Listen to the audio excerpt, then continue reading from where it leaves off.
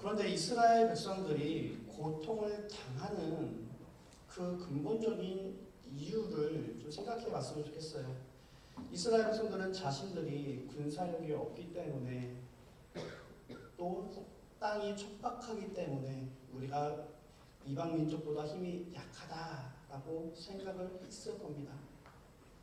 그런데 이스라엘 백성들이 그렇게 가나안 땅에서 고통을 당한 이유는 무엇입니까?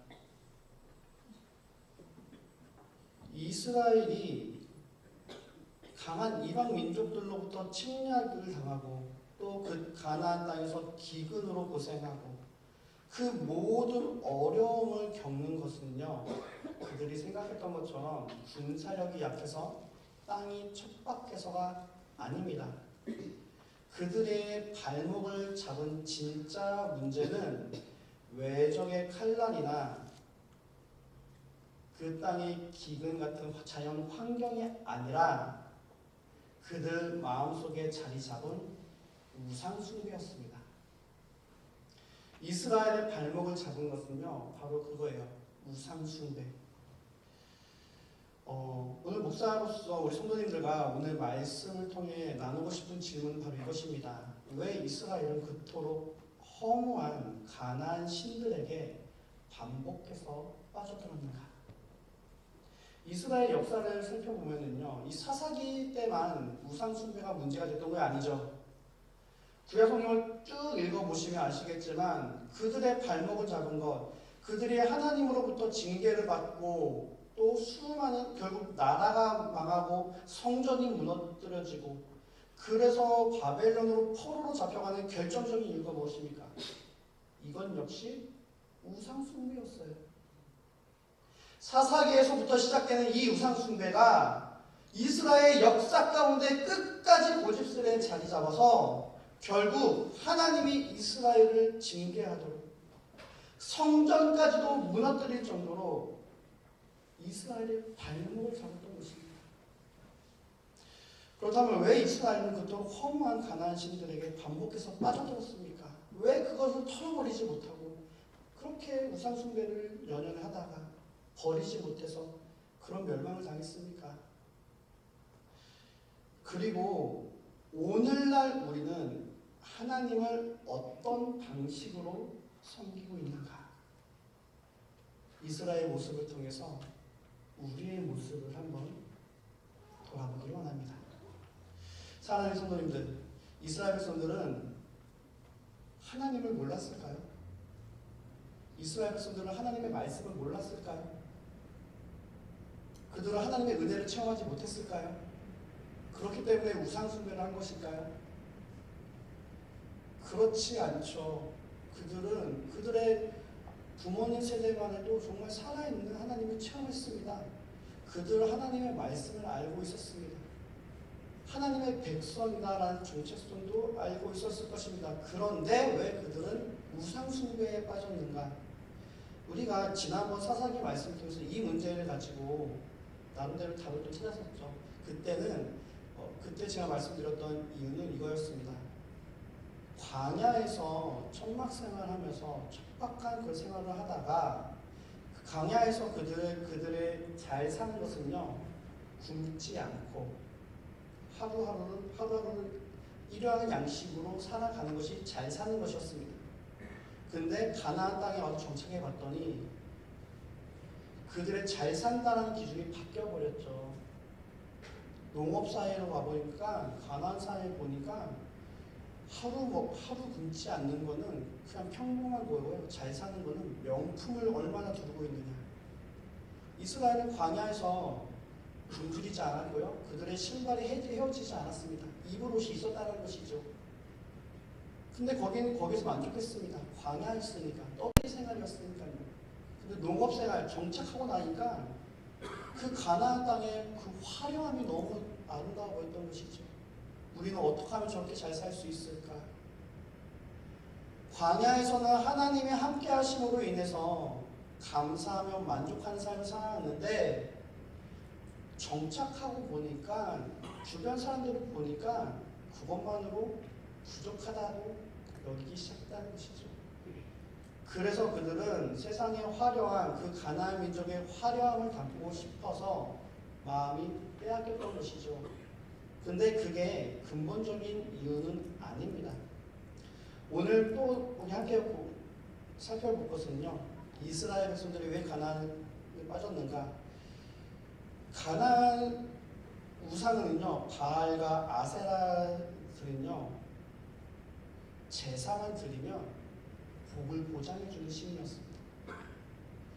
바알은 풍요의 신이었습니다. 폭풍의 신이었죠. 당시 농업사에서 비를 내리는 신, 아주 결정적인 중요한 신이었죠. 비만 차로 오면 풍작에 영향을 끼치기 때문에 그들은 바알이 폭풍의 신인 바알이 풍요의 신이라고 여겼습니다. 근데 그 바알은요, 다른 것보다는 제사만 드리면 돼요.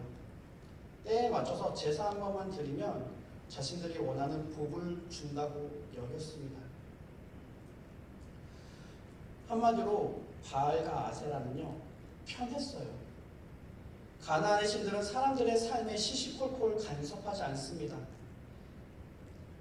1년에 두어 번 제사만 정성껏 드리면 그 외의 시간에는 어떻게 살든 상관이 없는 부담 없는 신들이었다는 것이죠. 근데 이스라엘의 하나님은 어떻습니까? 하나님은 율법과 계명을 이스라엘에게 주십니다. 이것은 먹어도 되고 이것은 먹으면 안 된다. 이것은 하고 이것은 하면 안 된다. 해야 될 것과 하지 말아야 될 것을 상세하게 말씀해 주시는 거예요. 너 이렇게 살아야 돼. 너 그렇게 살면 안 돼. 말씀해 주신다는 거예요. 이스라엘 백성들의 눈에는 하나님은 가까이 하기에 너무 성가신 분이었던 것이에요. 게다가 하나님은 백성들이 원하는 대로 부귀영화를 보장해 주시지도 않습니다. 제사 드린다고 해서 막 돈을 막 쏟아 부어주지 않습니다. 바알은 제사 한 번만 드리면 풍작을 해준다고 하는데 우리 이스라엘 하나님은 그런 하나님이 아니신 것이죠. 그래서 이스라엘 백성은 제사만 드리면 복도 주고 자신들의 생활에는 일절 관여하지 않는 가나안의 우상을 섬기기 시작했다는 것입니다. 사사기 저자는 이것을 주 대신 하나님을 버리고 가나안의 신들을 섬겼다라고 표현합니다. 사랑하는 자손들님들, 이것이 바로 이스라엘이 우상을 섬긴 근본적인 이유였습니다. 그렇다면 오늘 우리는 어떻습니까? 이 모습이 비단 고대 이스라엘만의 문제일까요? 오늘날 하나님을 믿는 우리들의 문제이기도 합니다. 우리가 입으로는 오직 하나님만을 주로 섬기겠다라고 고백할지라도 하나님을 섬기는 우리의 마음이 이스라엘이 바알이나 아스다롯을 섬기면서 가졌던 기대와 같다면 어떻게 되겠습니까? 그렇다면 우리는 역시 우상을 섬기고 있는 거예요. 많은 사람들이 하나님을 마치 자동 판매기처럼 생각을 합니다. 기도라는 동전, 헌신이라는 동전, 섬김이라는 동전을 넣으면 원하는 축복이 나오기를 기대하는 것과 같습니다. 1년에 몇 번 열심히 교회에 나가고 헌금하면 나머지 시간에는 내 마음대로 살아도 하나님께서 복을 주실 거라고 착각합니다. 이것이 바로 가나안의 우상을 섬기던 이스라엘의 모습이 아니겠습니까? 사랑하는 자손들들, 하나님을 믿는다는 것은 무엇입니까? 오늘 이 자리 가운데 우리가 예배드리고 오죠. 이 주일 하루 언제 주님 앞에 올려드리며 나아가는 이유는 무엇입니까? 돈 벌기 위해서인가요? 성공하기 위해서인가요? 우리가 예배하는 이유, 우리가 하나님을 믿는다는 것은 그것은 하나님만이 참되시고 하나님만이 우리 인생에서 가장 복된 길이 무엇인지 아시고 하나님이 제시해 주시고 가르쳐 주시는 삶의 방식만이 우리 삶의 유일한 복이라는 것을 믿는 것, 그것이 하나님을 믿는다는 것입니다. 시편 19편 7절에 이렇게 말합니다. 여호와의 율법은 완전하여 하나님의 말씀은 완전하다는 거예요. 그래서 영혼을 소성시키며 여호와의 증거는 확실하여 우둔한 자를 지혜롭게 한다고 말하고 있습니다. 하나님의 말씀은 완전한 하나님의 말씀입니다. 우리의 인생에서 가장 필요한 것이 하나님의 말씀이라는 거예요. 왜 그렇습니까? 하나님의 말씀은 완전해서 우리의 영혼을 새롭게 바꿉니다. 하나님은 온전하셔서 우리를 삶의 그 진리 가운데로 인도하십니다. 그래서 어리석은 자, 우둔한 자, 그를 지혜롭게 깨닫게 하신다는 것입니다. 우리가 믿는 하나님은요, 우리의 죄악과 욕심을 원없이 채워주시는 하나님이 아니에요. 오히려 우리의 마음과 생각을 변화시키셔서 하나님의 사랑으로 인해서 우리가 거룩한 하나님의 자녀로 살게 하시는 분이 우리 하나님이십니다. 사랑하는 장성들님들, 오늘 우리는 스스로에게 물어봤으면 좋겠어요. 나는 과연 하나님을 어떻게 섬기고 있느냐? 하나님을 섬긴다고 하면서 사실은 내 욕심과 편리함을 채워주는 그런 우상을 섬기고 있는 것은 아닌가? 두렵고 떨리는 마음으로 우리 심령을 바라보기를 원합니다. 우리가 하나님의 말씀을, 올해 우리 말씀을 묵상하고 또 매일 목자님들, 부목자님들이 여러분들에게 읽어야 될 성경 말씀 본문을 보내주실 거예요. 그렇죠? 어쩔 땐 부담스럽기도 할 거예요. 아, 이거 어떻게 또 읽어? 바쁜데. 그렇죠? 그런데 우리가 말씀을 묵상하고 성경을 읽어야 되는 이유는 무엇입니까? 그 말씀이 우리를 변화시키기 때문입니다. 하나님의 그 말씀이 우리를 깨뜨리십니다. 하나님의 말씀이 우리 심령의 어두움을 조명하십니다.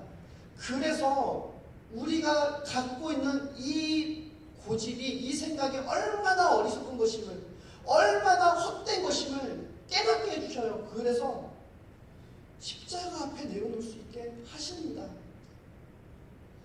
사랑하는 장성도님들, 그래서 말씀은요, 우리를 하나님의 자녀된 삶으로 살게 이끄십니다. 사사기의 이스라엘 백성들처럼 하나님을 버리고 우상을 섬기면 결국 우리도 그들과 같은 비참한 결과를 맞이하게 될 것입니다. 그런데 우리가 진정으로 하나님을 주인으로 모시고 그분의 말씀에 순종하며 그분이 인도하시는 삶을 살 때 그것이 참으로 우리의 복이고 생명이요 평안인 줄 믿으시기 바랍니다. 오늘 이 시간 우리 모두 진정한 주인이 누구인지 다시 한번 분명히 하는 시간 되었으면 좋겠습니다. 편리하고 부담 없는 우상이 아니라 우리를 거룩하게 변화시키시는 살아계신 하나님을 섬기는 참된 하나님의 백성들이 되어지길 원합니다. 그래서 하나님의 말씀이 우리의 삶에 온전히 이루어짐으로 하나님의 나라를 누리고 하나님의 나라를 이뤄가실 수 있는 저와 여러분들 되시기를. 그래서 올 한 해 우리 교회 비전이죠. 열매 맺는 나무가 되어 풍성한 그 숲을 이루는 우리 모두 성도님들 되시기를 주님의 이름으로 축원합니다. 이 시간 우리 함께 찬양하며 나아가도록 하겠습니다.